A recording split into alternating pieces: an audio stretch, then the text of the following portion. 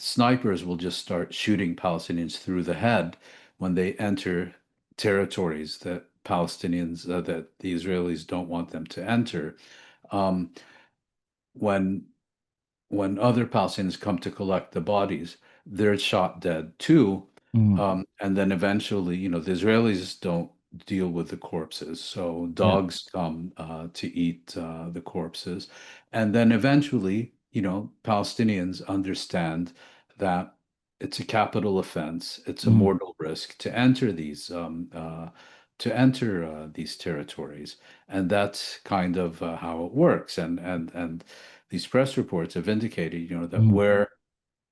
where Palestinians see well-fed dogs, that's an area you don't want to enter, because that's where the snipers are waiting to put a bullet through the head of any man, woman, or child who enters those areas. Welcome to Let's Just Talk. I'm your host, Hammi. Joining us once again is Mouin Rabbani, a researcher, analyst, and commentator specializing in Palestinian affairs. Mouin, welcome back to Let's Just Talk. It's very good to be with you again, Hammi. How are you? I'm good. I'm good. I wish it was under better circumstances, Yes. as I mentioned earlier. But last time we spoke, it was about 5 months ago. We discussed Trump and the Israelis, Netanyahu, namely, plans to ethnically cleanse Gaza to make a way for their Riviera of the Middle East, amongst other things. And so much has happened since then, right? But one thing that has not changed is that this unabating genocide is of the Palestinian people is still ongoing and unfolding before our very eyes. And now, more recently, the reason we're talking today is that we're all watching and reading the news of systematic starvation campaigns. Hmm. And the death toll of this man-made famine has surpassed 100, including 80 children now, according to the health ministry in Gaza.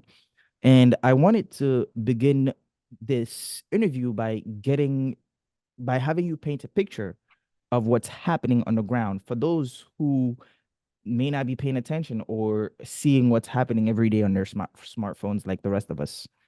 Hmm. Well, the background, I mean, let's take a step back and put this in context. Hmm. Israel imposed a blockade on the Gaza Strip in 2006, 2007, arguably even since 2005. And what that meant is that in coordination with Egypt, it strictly controlled everything that was allowed into and out of the Gaza Strip. So for almost 2 decades now.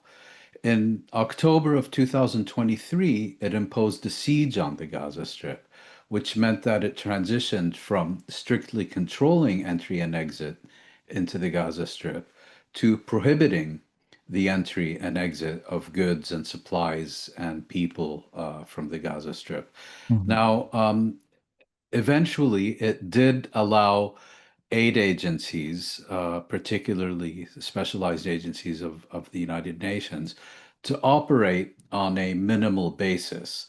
So, in other words, at a time of devastation and destruction and genocide, it was allowing aid agencies to operate on a level to induce hunger, but not mass starvation.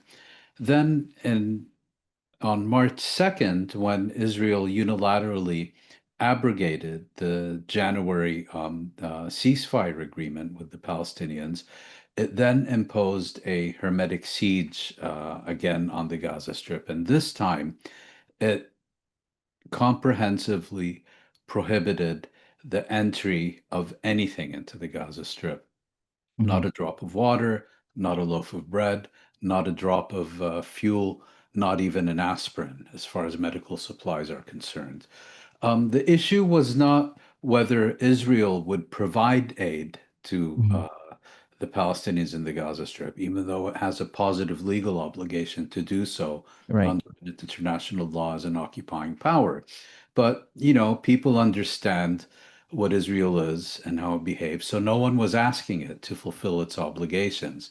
Rather, the demand on Israel was to allow third parties like specialized UN agencies and international humanitarian and development agencies to Hmm. be allowed to bring essential supplies into the Gaza Strip to feed an increasingly desperate or care for an increasingly desperate Mhm. Palestinian population. Because, in contrast to other situations, here Israel had sealed off access to fish in the sea by preventing fishing boats from operating. It had ruined all the agricultural land. And so you have a territory that essentially has no reserves, whose economy has been willfully destroyed, and whose entire population is now thoroughly dependent on the provision of essential goods and supplies by Mhm. international agencies, by bringing them into the Gaza Strip. Mhm. Now, this time, Israel didn't need the cooperation of Egypt anymore because Israel had also seized and occupied the Palestinian side of the Israeli Egyptian border. Mhm. So that situation has been in place since the 2nd of March of 2025. We're now in late July. Mhm. So we're talking, I think, now almost 4 months, if I'm not mistaken. Now, the other thing Israel did is it not only prohibited these organizations from bringing essential goods and supplies into the Gaza Strip, but it effectively outlawed them. You know, it designated the most important UN agency in the territory, UNRWA, the United Nations Relief and Works Agency for Palestine Refugees, as a Mhm. terrorist organization. It launched a massive vilification campaign, basically seeking to Mhm. smear and denounce anyone who's involved in professional aid distribution as Hamas. And it also put out this hoax that the reason that it was uh, prohibiting aid from entering was because Hamas was looting all the aid and then selling it for exorbitant prices on the black market. Now, Mhm. imagine for a moment that this accusation is correct. Mhm. Now, if you were in Israel's shoes and you want to eliminate the ability of Hamas to profit from selling aid on the open market at inflated prices, would you restrict aid so that what little there is can be sold for even higher prices? Or would you flood the territory with aid so Right. that there is no financial gain in selling it because no one needs to buy this stuff anymore?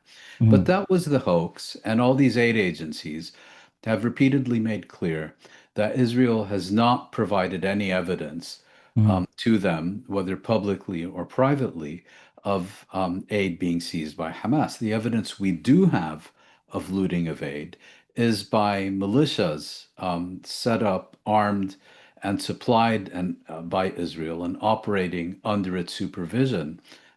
Those collaborationist militias are the ones who are stealing and looting aid under the watchful eye of Israel and turning around and selling it for a Mhm. hefty profit. There has also been some other looting, if you want to call it that, but that is kind of spontaneous um, uh, actions by crowds of desperate Palestinians. But as far as any, systematic effort by Hamas and so on, it doesn't exist. It exists only in the imagination of Israel and its apologists. And and what Israel did is it replaced the aid operation that had been functioning in the Gaza Strip, or at least operating with some effectiveness in the Gaza Strip. It replaced it with this Orwellian named Gaza Humanitarian Foundation. The Gaza Humanitarian Foundation is an organization set up by Israel, by the Israeli military and intelligence services, in cooperation with the United States, whose role is not to serve as an alternative to the UN and other agencies in terms of delivering aid Mhm. to the Palestinians in the Gaza Strip. Rather, its role is to weaponize aid, meaning to instrumentalize aid in order to help Israel achieve its military and strategic objectives in Mhm. the Gaza Strip. So I'll give you an example. Prior to the latest siege, the United Nations World Food Program, UNRWA, and others had 400 distribution points for aid throughout the Gaza Strip. The Gaza Humanitarian Foundation, an Orwellian name if ever there was one, has just four. It's staffed not by professional aid workers, but by American mercenaries, people whose skill is in sharpshooting, not aid distribution. And indeed, they have been using their skill Mhm. because what has happened literally on a daily basis is that these four aid distribution centers are operating really as kill zones. You know, they use the food as bait to draw in people and then shoot them dead. And most of the killing has been done by Israeli troops, but some has also been perpetrated by these American mercenaries. Mhm. So they have these aid distribution centers with Mhm. insufficient supplies, with very limited opening hours, absolutely not. They don't have the capacity to deal with the large numbers of people Mhm. that are coming just to get their hands on some of this aid. And then, you know, they're surrounded by Israeli forces who arbitrarily draw no-go zones that the Palestinians are not informed about. And on a daily basis, they are killing dozens of people. Now, how many recipients of aid has any aid agency that you're aware of murdered, you know, in the course of a month? Well, this Gaza GHF has managed to kill more civilians in the space of a month than civilians that were killed by Hamas on October 7th. You know, the head of it is this religious fanatic who's basically a Netanyahu clone, this American named Johnny Moore, who was a spiritual advisor to Donald Trump. I mean, the whole idea is that you have these four distribution centers, three in the south of the Gaza Strip and one in the center. And you talk to any aid professional, and they'll tell you when you're faced with a humanitarian crisis, such as you have in the Gaza Strip, the intuitive way to deal with it is to flood the territory with humanitarian aid, to ensure that humanitarian aid is distributed to the people. Here we have the opposite. Mhm. Here, distribution centers are being set up almost like a magnet to draw people away from the northern Gaza Strip, which Israel wants to depopulate. So Mhm. basically, you have to choose between your home and your next meal. You stay in the northern Gaza Strip, you get nothing and you starve to death. If you want to eat, you have to walk many miles to the center or south of the Gaza Strip, with a Mhm. very real chance that you will get shot dead or wounded anyway, and an even larger chance that if you survive, you'll go back with nothing. So that's kind of the basic situation we're dealing with, and we're now already dealing with an incipient famine.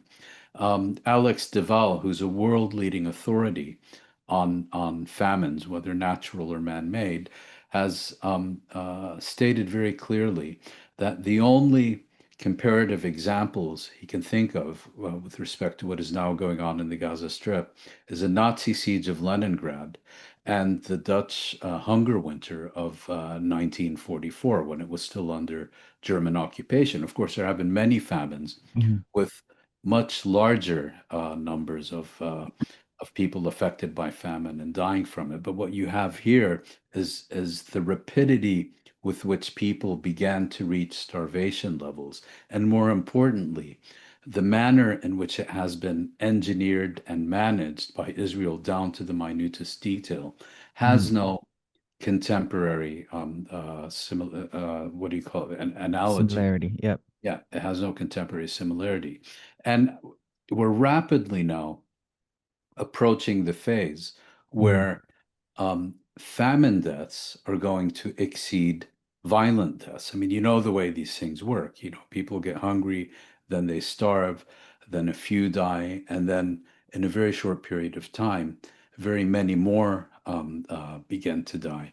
And it's for this reason that an organization named Forensic Architecture, which is led by a man named E.L. Weitzman, has Mhm. put out a report recently which said that even if a full and comprehensive ceasefire Yeah. was achieved tomorrow between Israel and the Palestinians in the Gaza Strip, the genocide would not end because what is also required is an immediate transformation of the aid distribution model. In other words, so long as the current aid distribution model, or rather the weaponization of aid model imposed by Israel, remains in place, the genocide and the death will continue, even in the context of a ceasefire.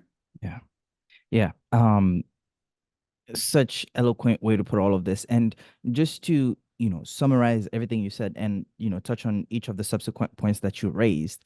Mhm. Um, with UNRWA, when they first started claiming it to be like, terrorist organization, all these things, many people, including you, warned that this is a warrant for what we see now. It was a foreshadowing of the starvation that was to come, because when you destroy um, the largest, UN uh, humanitarian organization in the Strip, then you're basically leaving the Palestinians with no access to services. And a lot of the Palestinians relied on UNRWA for access to food and aid and so on.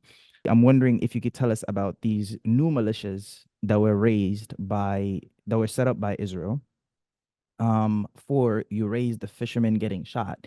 Right before this interview, I was watching an interview with the BBC where the reporter was talking about how they watched fishermen that went down to the sea to fish, and they watched tanks roll up on them and patrol boats roll up on them, and every single one of them were gunned down um, on on site. And they asked for permission from the Israeli government to go retrieve the bodies. Permission was denied.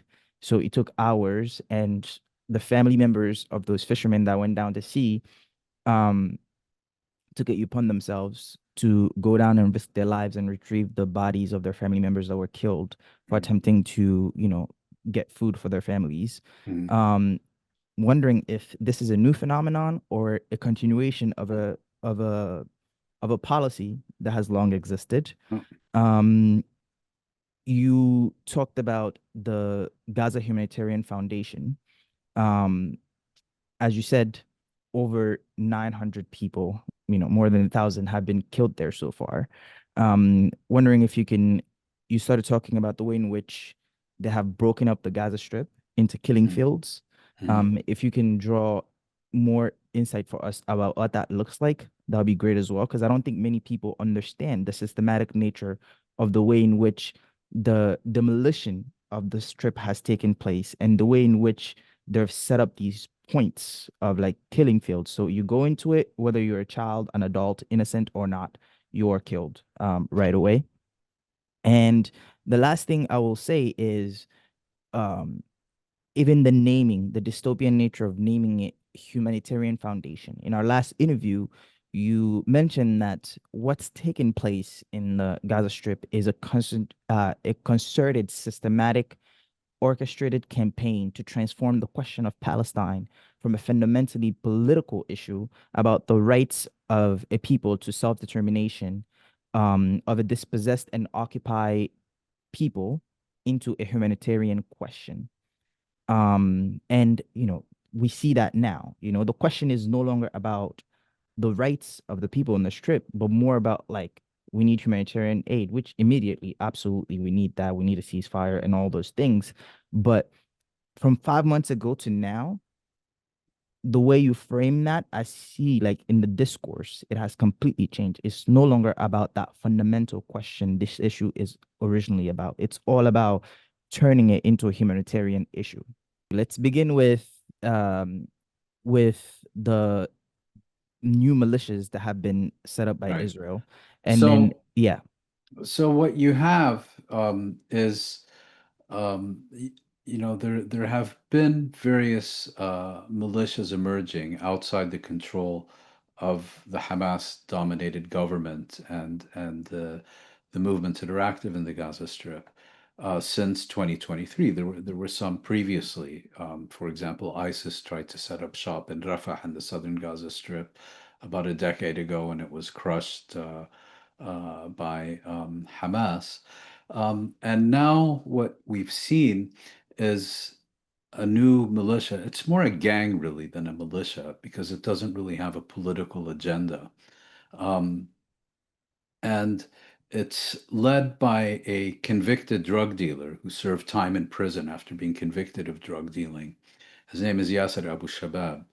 And he's established this armed gang, which, as I mentioned, operates with the permission and under the supervision of the Israeli military, is armed by the Israelis, and operates in areas under physical Israeli control, in Mm-hmm. the mainly in the Rafah region of the southern Gaza Strip. And this gang, or at least members in this gang, also have previous links with the Islamic State movement. We know those links exist or have existed. We don't know exactly what the current nature of those links are and whether these links were just opportunistic or out of ideological loyalty and motivation and so on. That remains unclear. Mm-hmm. Now, what is interesting is we have seen, for example, an interview with the head of the Palestinian Truck Drivers Association when he was asked about looting of supplies. He was explaining, that he would be he and other and members of his association would be driving their trucks, bringing in humanitarian goods and supplies into the Gaza Strip, and this gang operating in areas under Israeli control would set up checkpoints, demand a bribe, and if the bribe wasn't paid, they would loot the truck or shoot up the tires or sometimes even shoot at the driver. And then these goods would show up on the market being sold for exorbitant prices. Now, what's interesting is that there have also been interviews with aid workers.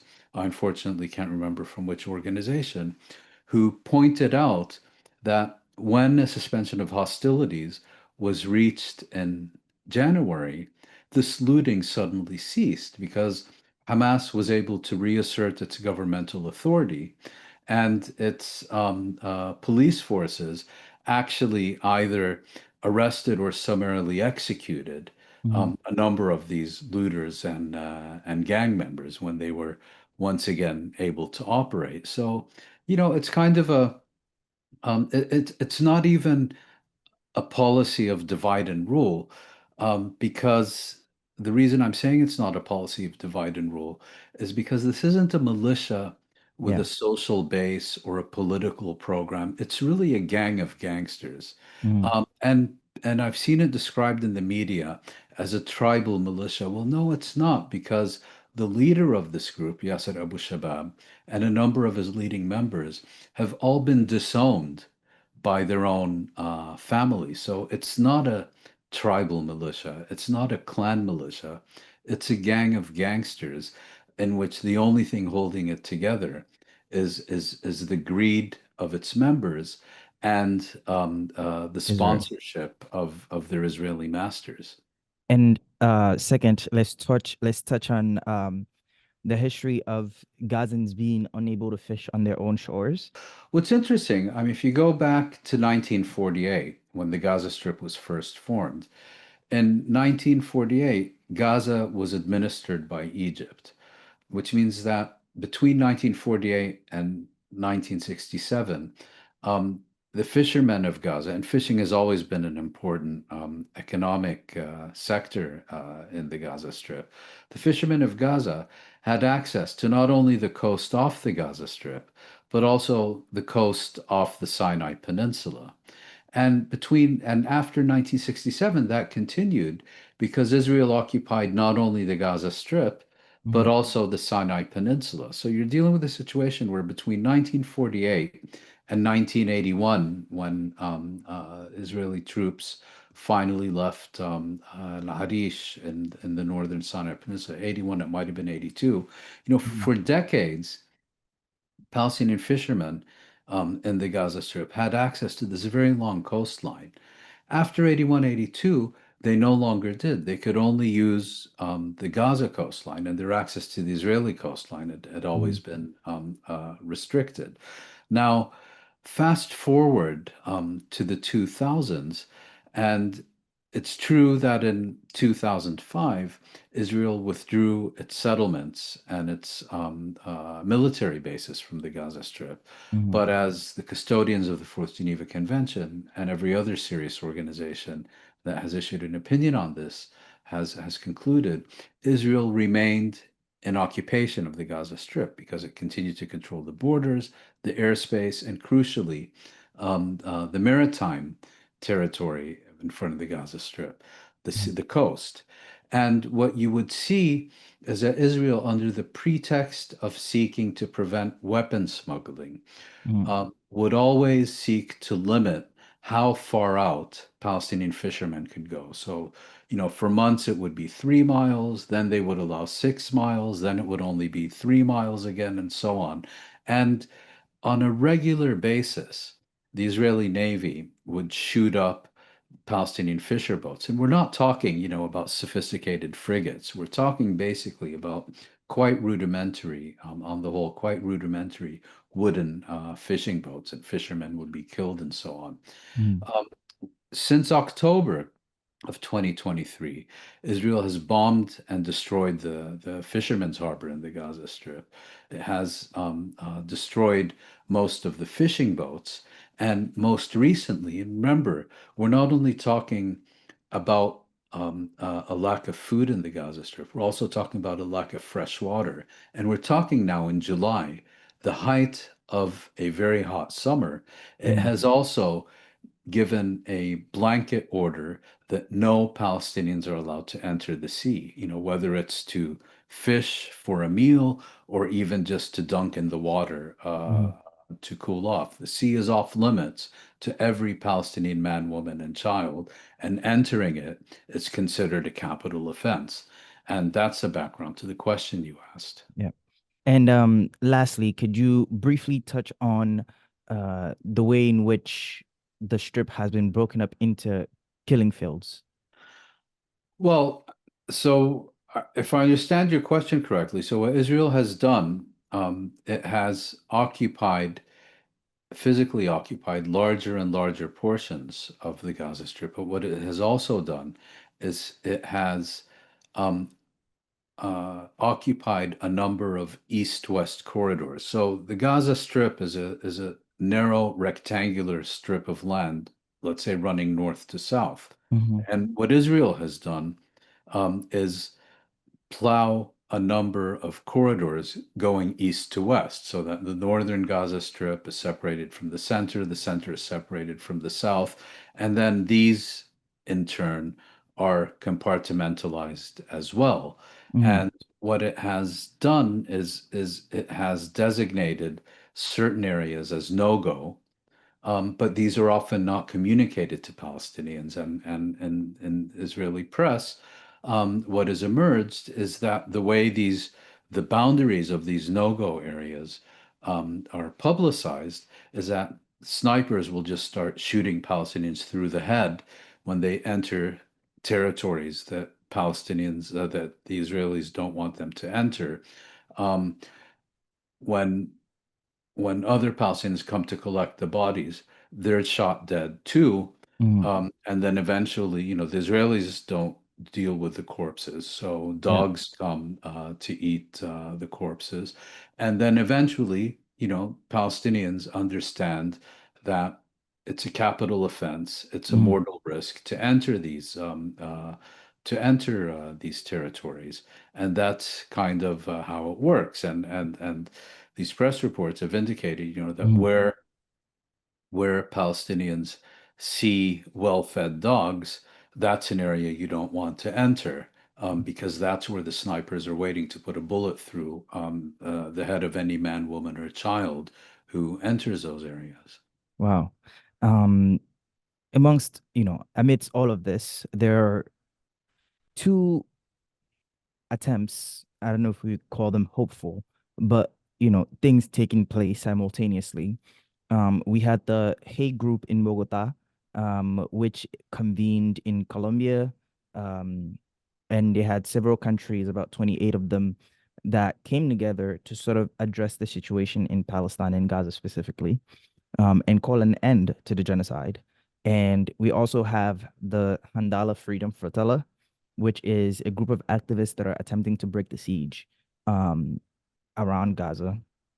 And before that Handala Flotilla group, you had a very famous case with the Madeleine and Greta Thunberg attempting to do the same thing, and they were intercepted by the Israeli military. I'm wondering if you can tell us the implications of both of these actions No. currently underway.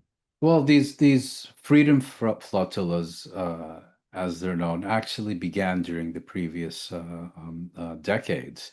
Um, Not long after Israel imposed its total blockade on the Gaza Strip Mhm. between 2005 and 2007. And in fact, the first well-known case, I believe there was one ship that managed to make it into Gaza harbor. Mhm. And thereafter, there was a flotilla that sailed from, I believe, southern Turkey to the Gaza Strip, in which one of the ships involved, known as the Mavi Marmara, was boarded by Israeli commandos in international waters in the dead of night, who then proceeded to shoot dead 10 of the unarmed activists who were aboard this ship. And of course, initially, put out stories that every passenger on that ship was carrying at least 45 nuclear weapons and all the rest of it. It turned out, of course, to be a complete hoax. Um, and the purpose, of course, was to scare off activists from trying again. And there have been several other attempts over the years where Israeli special forces or perhaps their European partners have, before these ships take off, managed to sabotage the ships in question before they could depart from their ports. Now, last month, we had this Freedom Flotilla, which you're referring to, which was carrying primarily European citizens. You mentioned Greta Thunberg, the well-known climate activist, as well. There was a member of the European Parliament. I believe half the passengers were French. And this time, too, Israel conducted an act of piracy by seizing the boat, boarding the boat in international waters, abducting all the passengers, imprisoning them in Israel, and then eventually deporting them. Now, you would think that these European governments who always get high and mighty, whenever any of their citizens are face any difficulty anywhere on the world, would have something to say about this. They didn't, literally did not take a single action and went out of their way to pretend that nothing had ever happened. So now we have this other ship. And of course, you get all these blood-curdling threats, from Israel and its apologists about, killing the passengers. There were all kinds of horrible threats being made against Greta Thunberg when she was sailing to Gaza a few months ago. So it's you can almost exclude the possibility that this boat is going to make it to Gaza harbor. But that's not what this is about. No one is pretending that this small boat is carrying enough humanitarian supplies to relieve the siege. Rather, it is a politically symbolic and very significant act that is seeking to highlight um, the siege, who is responsible for it, and how Israel is going out of its way to use armed force to prevent even the entry of baby formula, of diapers, of tampons, of crutches into the Gaza Strip. Wow. And to the Hague Group and its Well, implications yes. for the The current the Hague situation. Group was actually established in The Hague in January of this year. It's a coalition of governments. These are not, let's say, it's not an ideological grouping of governments. It consists of a number of Latin American governments, a few African ones, and Malaysia from Asia. I think Malaysia is the only Asian member at present. And basically it's a group that is composed of states from the global south who have responded to the systematic effort by North American and European states to dismantle international law in the service of Israeli impunity, who have shown themselves prepared to throw every universal norm and value out the window, who have shown themselves prepared to dismantle international organizations and international legal institutions in the Hmm. service of Israeli genocide. And this group of nations has taken a very contrary approach of seeking to enforce the relevance, the continued relevance of international law, of universal norms and values, Hmm. of international legal institutions. And just as the North American and European states are using Israel as their battering ram to destroy the international order, the Hague Group is using Palestine as a shield to protect it. Now, this group of governments, supported by key human rights and other organizations, and also by prominent global personalities, recently had a conference in Bogotá, the Hmm. capital of Colombia, held under the auspices of the Colombian president. What's interesting is while the Hague Group has only 7 or 8 members, this one was attended by 28 states, 28 governments, if I'm not mistaken, and also included this time a number of Arab governments: Yeah. Algeria, Iraq, Libya, Oman. I'm less clear about the extent to which these other governments were participating in a conference by the Hague Group or have become actual members in the Hague Group. But on the whole, it's a very hopeful sign. It's a struggle for the soul of the international community, Yeah. Europeans love to talk sanctimoniously about rights and norms and values and all the rest of it. Well, Yeah. just to give a very brief example, the G20, I believe it's called, recently held a summit in Brazil, if I'm not mistaken, Hmm. and Russia is a member of that group. But President Putin did not attend, just as he didn't attend the previous summit of this group in South Africa, because he has an arrest warrant against him by the International Criminal Court. And South Africa and Brazil, irrespective of their relations with Russia, which are quite good, made clear that they would not guarantee Putin's immunity Mm. should he travel to either of these summits. A very different situation than that of the fugitive from international justice and indicted war criminal, Israeli Prime Minister Benjamin Netanyahu, who was given free rein over European airspace to travel to his latest hero's welcome Yeah. uh, in the United States. I mean, European countries have effectively repudiated the Rome Statute, have effectively given a big fat middle finger to the International Criminal Court. But they hypocrisy is in their DNA. Yeah. The likelihood that they will ever stop sanctimoniously Yeah. preaching to the rest of the world is absolute zero. Yep. Right. In Europe, while they give him free reign to fly over in the United States, they invite him to speak with podcast bros like the Nelk brothers, to spew nonsense uncontrolled. Anyways, I want to wrap up today's conversation by talking about The Economy of Genocide by Francesca Albanese, where she names U.S. companies, insurers, banks, supply chains, weapons manufacturers who profit from Israeli military operations, occupation, and apartheid and genocide now. Wondering if you could spend a minute to unpack this for us and also like what it means for the United States to put out sanctions against her. Well, this was a landmark report. It Mhm. differed from, let's say, more conventional human rights reports in Right. the sense that, and also unlike most of her previous report, it didn't really focus on Israeli violations of Palestinian human rights in the conventional sense. It wasn't a report about torture. It wasn't a report about indiscriminate bombing. It Mhm. was a report about complicity and Right. complicit and economic complicity in occupation has now become complicity with genocide.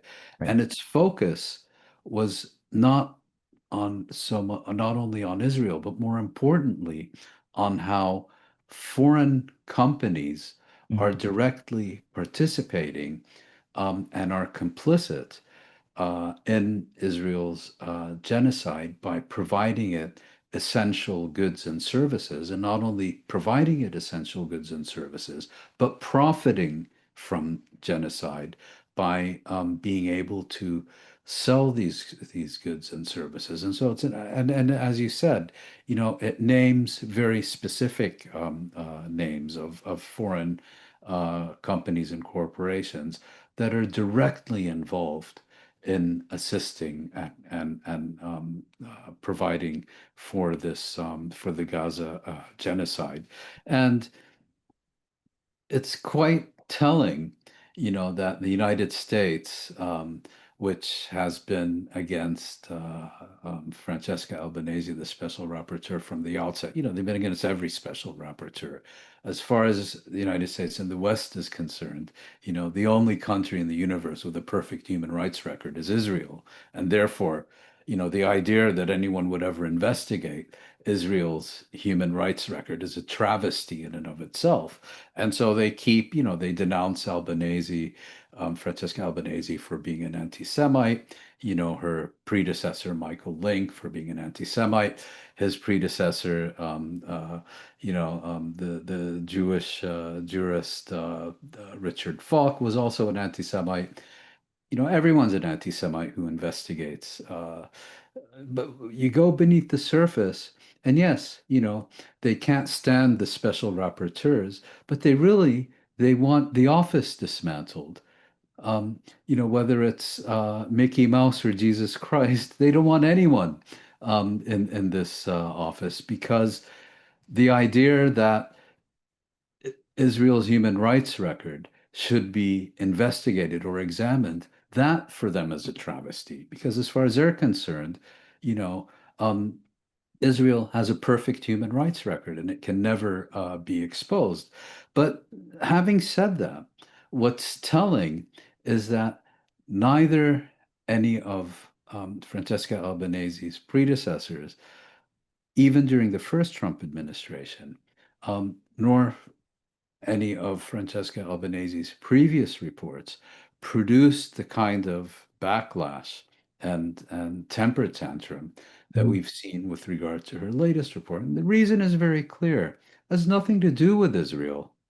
How dare she name US companies publicly as being directly complicit in genocide, which could have serious legal consequences for them in national jurisdictions, and more importantly, it could have business consequences for them. So that's really what this is all about.